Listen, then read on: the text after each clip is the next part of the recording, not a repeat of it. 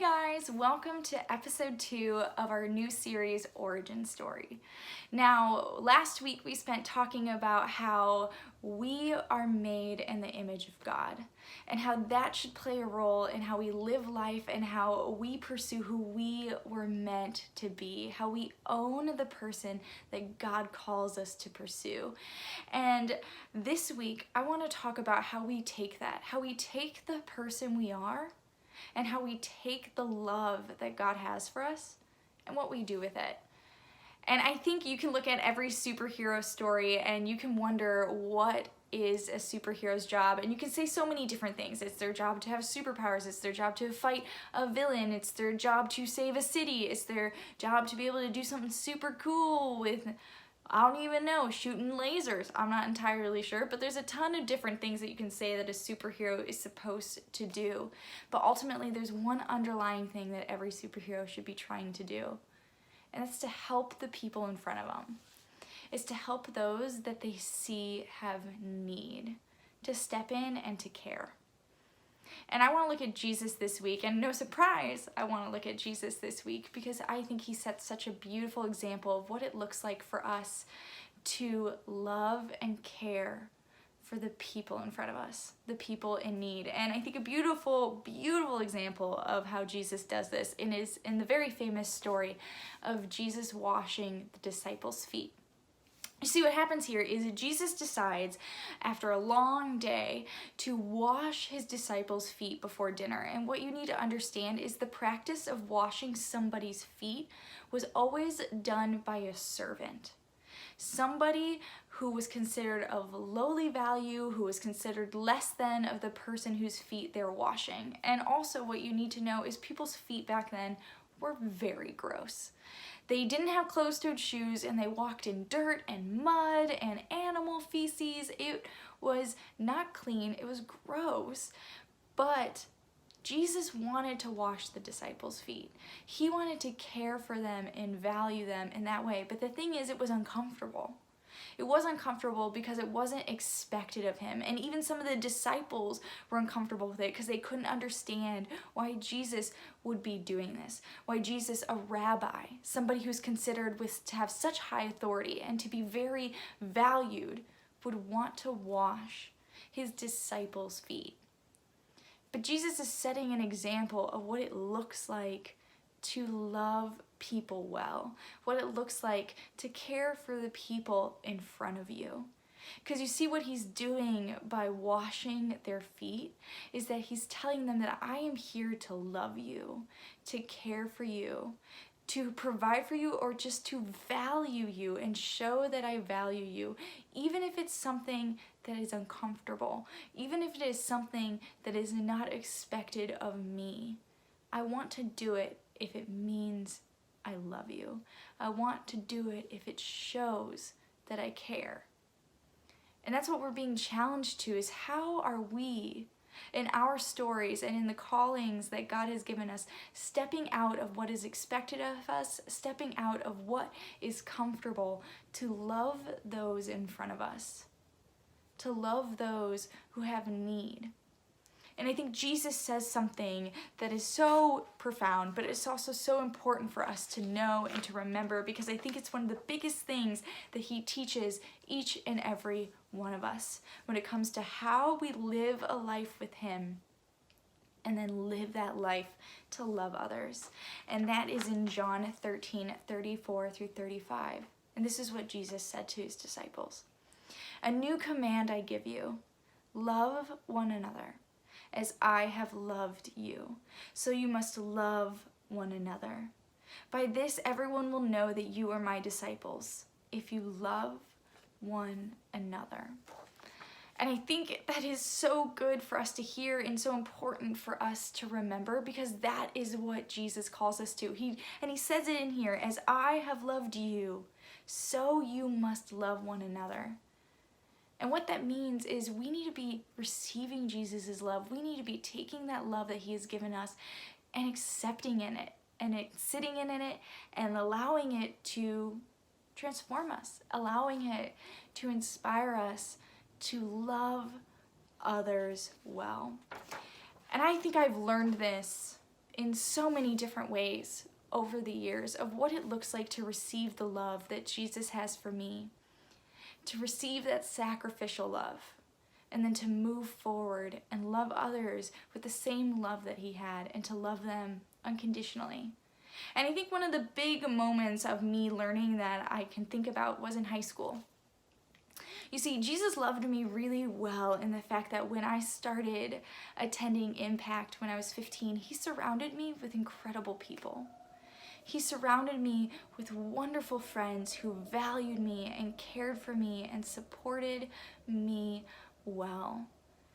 And what happened to me in that season when I started experiencing this love that Jesus had and recognizing how good it was and the good that he called out in me and what he called me to do was that once I started to accept that love and sit in it, I wanted to do something with it. And so did my friends.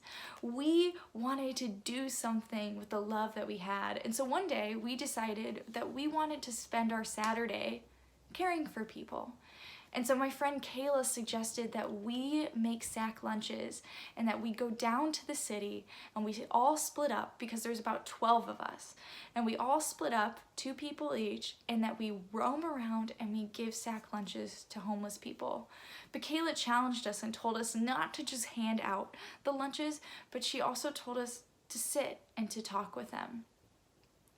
And there's something that really changed me that day. It was a lot of fun. And it was really cool to go down into the city to find people in need and to care for them. But I watched Kayla because Kayla really set the tone for what that day looked like. And I eventually realized that Kayla was looking for someone. Kayla was looking for someone specific. And I found out that she had done this before. She had done this before and she had sat with the homeless and she had eaten lunch with them and she had talked with them about their life and she had showed them care and value and she remembered them. And then when we went back, she wanted to find some of those guys again. And I believe the guy she was looking for, his name was Hawk. And I just remember realizing that and being amazed and getting a clear idea of what it means to be truly loved by God and to accept that love, but then to take it and to love others well. And I think Kayla really helped shape the way I view that day. She really showed me what it meant to be intentional, to be kind, and to be caring, and to value people in the way that we care for them. And so that's what I want to be challenging you guys today. Because in our origin story, in us figuring out who we are and who God has called us to be, we need to be understanding how we can take the love that we have received and love others well. And what does that look like? Well, the thing is, there are so many opportunities for you to love well. So many, right at your fingertips. And I've actually been incredibly amazed in the last 2 months of how many of you have stepped up to serve people at blood drives and food banks and care packages. I've seen a ton of you step out of your comfort zone, out of what is normal, and ask, how can I care? How can I love? How can I add value to others? And I think that's amazing. And I want to keep challenging you to do that. And if you feel like God is calling you to love people specifically and you're not sure what to do, you can look at the website that we have, wslathome.org, and they can show you different opportunities that we are providing as a church for you to just step out and serve and care for others. It's so important for us to go out of what is normal, to recognize what we have, and that what we have is the love of Jesus, and to share that. But more importantly, we shouldn't just be doing that with serving opportunities. We should be doing that with everything we do. So I want you to be focusing on 3 things that you can be challenging yourself with when asking how you can love others well. And the first is awareness. I think it is so important for us to be asking ourselves, what is going on in our community? What is going on in our friend group? What is going on in our family? What is going on in our church? Where is the need? It is so important of us to be looking to be aware of where we have the opportunity to love, where we have the opportunity to care, and to be paying attention to it. So I want you to be challenging yourself on awareness. Next, I want you to listen. Because we can become aware of something, but not understand it. We can become aware of a struggle somebody is having. We can become aware of something that we may not think is good or healthy, but we may not understand it. And it's important for us to ask questions and to listen. To ask questions on how we can help, on what's actually going on. So I want yourself to not just be trying to become more aware of what's going on around you, but also to pay attention and to listen and to ask questions so that you can understand. And then the last thing I want you to focus on is being sensitive. I think it is so important for you to know that if something is not happening to you personally, doesn't mean you can't do anything about it. Doesn't mean you can't help, and it doesn't mean you can't make a difference. Because if that was true, then in no way would Jesus have needed to relate to us or would even have needed to care about us. Because the thing is, Jesus was perfect. Jesus was not tempted. Jesus was not sinful, but yet we are. And if that was true, then Jesus would have completely disregarded us, but instead he chose to be sensitive. He chose to be aware of what we were going through. He chose to understand how it was difficult and to be sensitive to the fact that he could do something to help, that he could care for us well.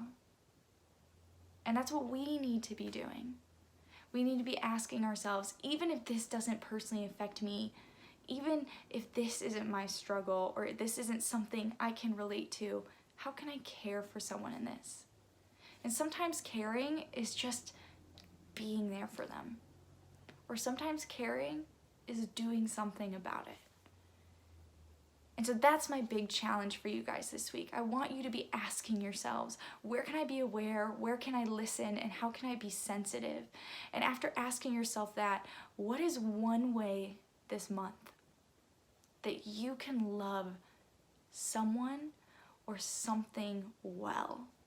That you can take the love that you have received from Jesus and share that love with others. And if you want to think through ideas, you can talk about that in small group. You can talk about it with your leader. You can even reach out to me. If there's something on your heart that you want to do, by all means, I want to help. I want to see you guys make a difference. And the thing is, even if it's making a difference for one person, it's significant and it's worth it. So how can you be aware? How can you listen? And how can you be sensitive? And then what are you going to do about it? Because the example that Jesus sets for us is not only do we receive the love we are given, but we take it and we share it with others.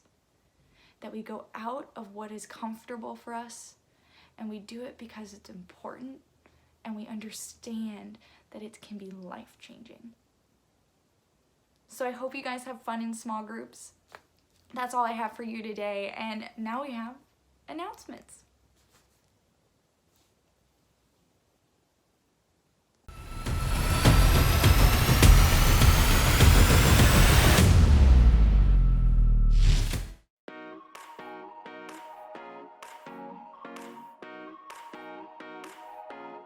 Every week, so don't be surprised by it, but we have several announcements for you guys. Now the first one is that this coming Wednesday is our last week of our Acts Bible study, and if you want to join in for it, just meet up with us on Instagram at 7 p.m. for our Instagram live and then join our small group after. But don't worry, we're going to be continuing to do our Bible study. We're just going to be doing something different after this next week. That's correct. And Dad, what is our Instagram? Oh, it's WSL Impact or W Slimpact. Yeah! There's a way to remember it. So make sure you follow us on Impact. I always say that. Instagram. It's the eyes. It always gets me. But what I also want you guys to be aware of is that if you want to know what is going on and know what events we have coming up, what we're teaching on in the following week, you can subscribe to our weekly e-news.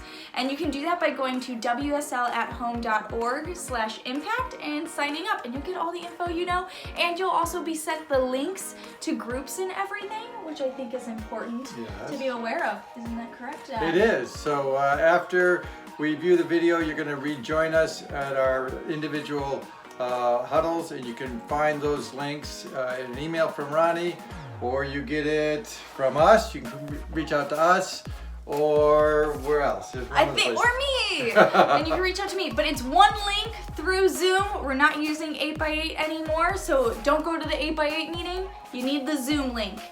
Zoom. And that's how you get it. You can get it from us, you can get it from the e-news, you can get it from your parents. Parents should have it. They should. Or the website. Now guys, I have one last announcement for you. So last week we were super sorry to not have a TikTok video for you because we couldn't figure out the technology of it. It was way beyond us, but we figured it out. And so for this week we actually have 2 TikTok videos for you. Imagine that. Now, just fair warning, we're starting off slow. We're starting off with some easier content. What she means is so the old guy can do it. So. Well, the embarrassing thing is he was better than me. So, that's how in the outtakes, certainly. So, we're gonna end Roni and Chip do announcements.